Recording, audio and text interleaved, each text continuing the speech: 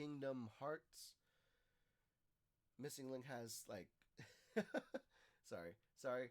I messed up the recording before, but essentially this guy knows the drops of Nomurian text for Kingdom Hearts Missing Link by Low Key Matt. So Kingdom Hearts Missing Link is still in its beta right now. It's going to be lasting until the 8th, at least for the iOS version of the game. We've been getting a bunch of details, a bunch of new information about the game from the beta, people who played it. But there was recently an event where Nomura met up with some of the players of the beta and got to do a little Q&A session with them.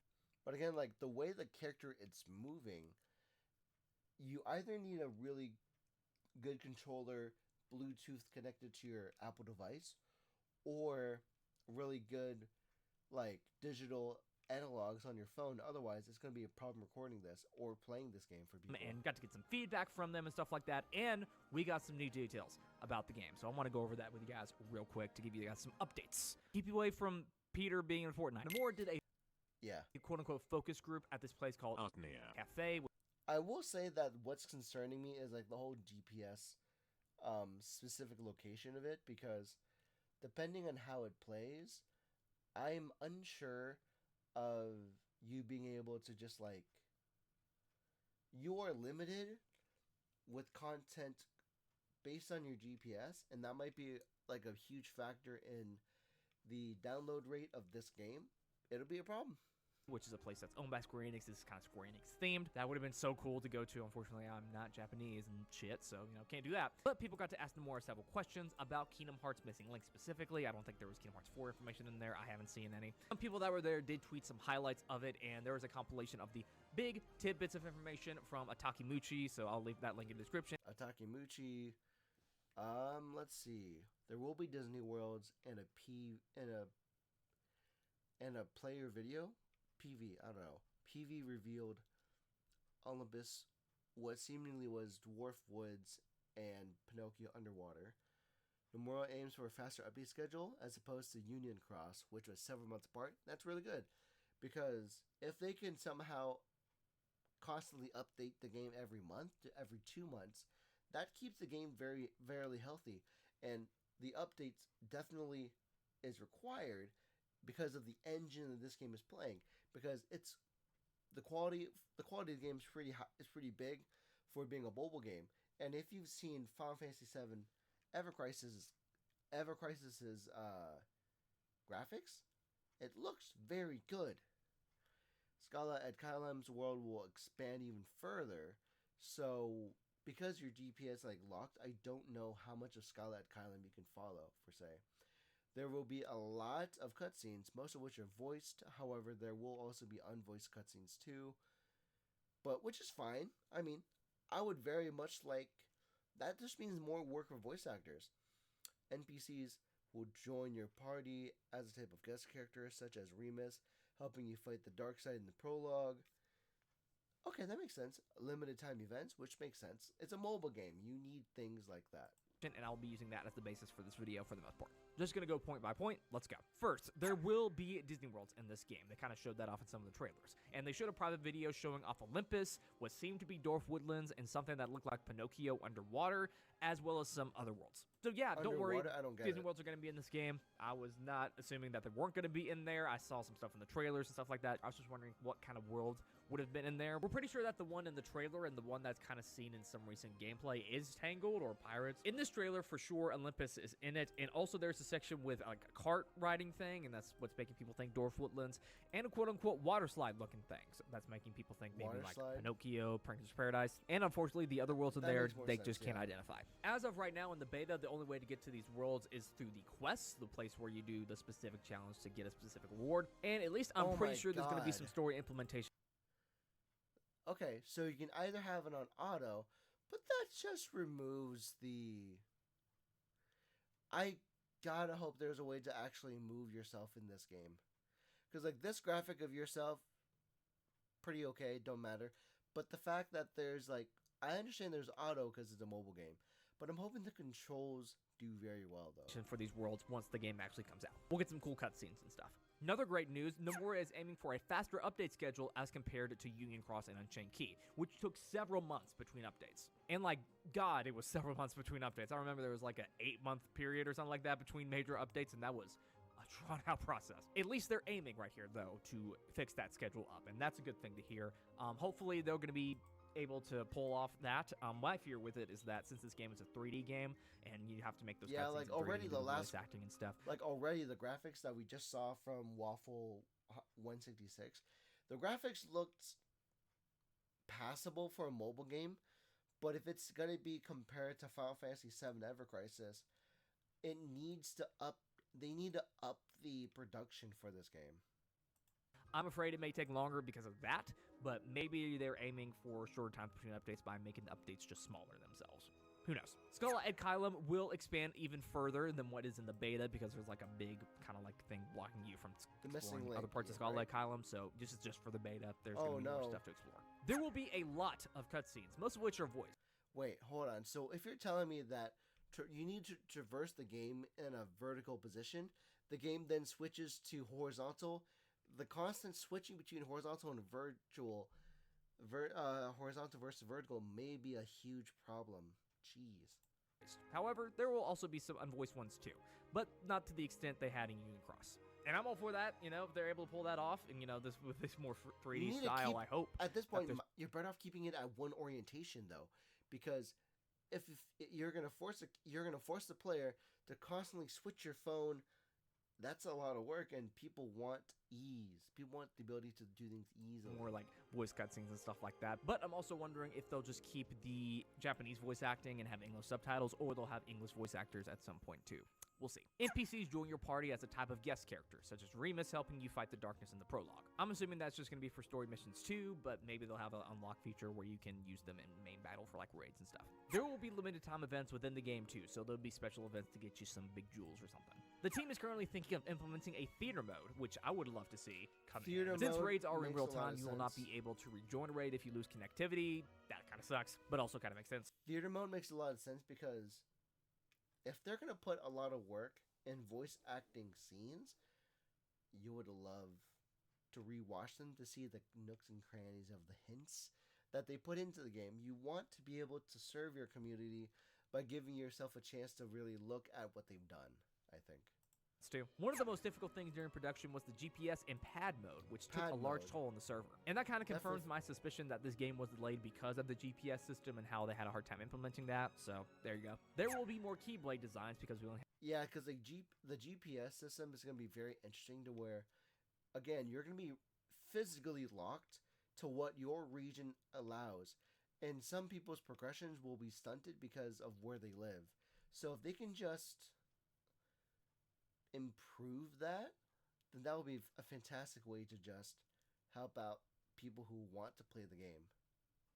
Have 2 in the beta, but whether the Kingdom Key will appear has not been said. They're currently in talks with Disney regarding adding voice or background music to pieces when used. Square Enix and Disney have a good relationship, don't worry. They only have a few recorded songs right now, but the longer the game goes, the more opportunity they have to release an album of songs, and I would buy that shit in a minute, because did you hear that, Dearly Beloved? Dude, get that shit on vinyl to make me look like a cool boy. There's some other tidbits flying around that are accurately translated yet, so I'm just going to go over the basics of them. It almost looks like that this random character just found... Hold on, wait. That didn't make sense. Hold on. There's some other tidbits flying... It just looks like... Why was that Keyblade laying in a junkyard or the beach?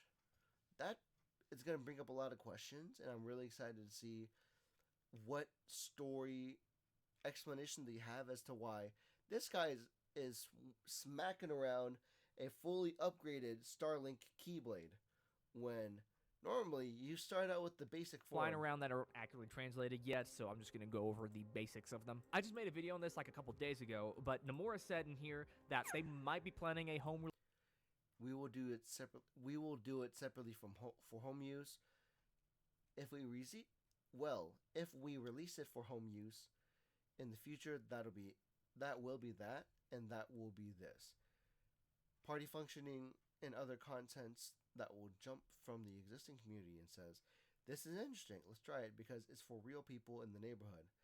Please add more and more. But again, because the biggest neighborhood possible is the internet.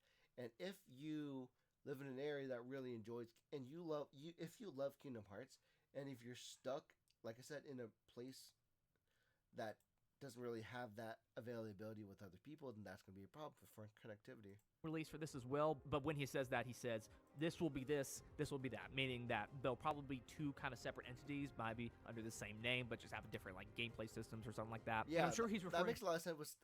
If they separate the gameplay system, that makes a lot of sense, because if you're going to play a Kingdom Hearts game on a mobile device, you have to map the controllers and the controls accordingly. Otherwise, it's going to cause a lot of problems. Case in point, there has been news about in Twitter in X threads, I've seen people asking, will there be controller support for Final Fantasy VII Ever Crisis on Steam? And my constant question that nobody's answering me is that how would you map a controller for this game when I'm ready to pass? Look at this here. This is already difficult as it is. Like on some, this is barely difficult with just like a mouse and like keyboard by key binding certain positions of buttons. Right, the Q button's here, the 1 is there, this is here, that's here, Q is there. But like, how do you map that game with a controller? And nobody answered that questions.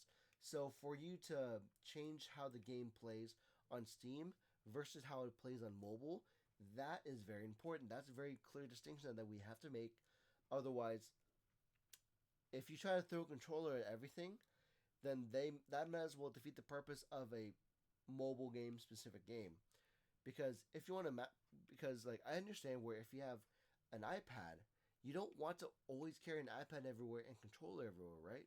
So you have to either, hey, if you like mobile game controls, you're playing it on your mobile phone, that's it. Otherwise, if you need a controller, we have your game available on Steam that can cater to that. But if you don't have a computer, then you have to settle with the controllers locked into a mobile device format. To the GPS system, because that's a core part of this game, and you can't really do that on like a PC or a console or anything like that. But I would argue that like they would have to adjust the GPS system for your PC device. So they're going to have to work around that in some way, so it'd probably be a different kind of experience altogether. There's an important reason why he decided to go with the GPS function in this game, but he's not going to reveal that yet. So whatever story significance it has. Can we like guess why GPS is related? I mean, if it's in the same vein as Pokemon Go, you want to be around people when the raids happen. Otherwise, when you experience raids at the comfort of your home, you're only so limited, and you get better benefits of raid locations depending on where you live. There was barely any raid options where I lived when I played Pokemon Go from my house. So I can understand where that's coming from. As Go theorizing. And that new character Freya's design is apparently based on a quote-unquote certain cat. Chirithy? With that kind of color scheme going on? Could be Chirithy. You also not... Like, your character... The only thing that looks like Chirithy is, like, the pirate hat. That's about it. We won't get to pick a society in Missing Link. Be able to pick your own society in this game. It will be assigned to you when you start the game, so that's going to suck for some people who want to be on the same team as other people. And lastly, this is apparently the jacket Nomura wore to this event. That's funny. Boss. But those are the major highlights from this event, right? But again, like as you see this, from thanks to this user, like the controls are very limited. How would you map this? How would you map this this entire thing on a controller? You can do the movement here, sure. The analog would help you look around. This can be mapped to triggers. This can be mapped to an attack button and a jump button, sure. But then where does this get mapped to? Where does that get mapped to? And if this has a function by touching your face, Where does that go to? Right here, and they're fixing a lot of the mistakes, and they're going to be better with story updates. They're going to be better with voice acting and cutscenes, storytelling and stuff like that. Maybe they'll do a home port at some point. I don't know. And then when you hear, how do you map this on a controller, right? So there's touch mode versus a control mode, which might be like digital, like analog here. But again, the argument for control implementation is valid. But the question is, how do you do it? I will never be against accessibility, but I'm asking, how do you make it accessible? I would love them to, but it seems like they're kind of going for similar thing, but just going all out with it. Which, hey, I think Union Cross is kind of like mobile game BS. I'm just hopeful. I gotta be hopeful. Gotta have faith. I gotta have faith. Tell me down in the comments below what you guys think about this. What do you think is most interesting in here? Do you think that they're having voice acting is really cool? Do you think that they're voice gonna acting have better updates this time around? Do you think you're just saying that? What do you think about a possible home port at some point? Tell me down in the comments below your opinion. Also, make sure to subscribe, like this video, follow me on Twitter, join the Discord server, turn notifications. Really awesome if you did. This has been Matt, and I will see you guys in the next video, whatever that's. I would like it going on PC. Oh, you already talked about coming to PC on Steam. Okay, I would love to click it. But nah, I'm good for now because I'm going through a lot of I have a list of things to go through. But I think I already subscribed, so I think you should too. Low key Matt has very good opinions regarding this whole situation, but the issue comes where there's people that were attacking not just me but other people that are asking such simple questions about how controllers would work and like in the Ted Lasso movie, be curious always, because when you're being curious, when you're asking questions, you're trying to understand versus the subjective or objective answers that others will come across. Rather than answering, they're attacking. And I want to attack the question of how do you map a game like that without careful consideration of where buttons go, and if this game is meant for a mobile device, then it's meant, and then the controls are pre-mapped to a touch-based system.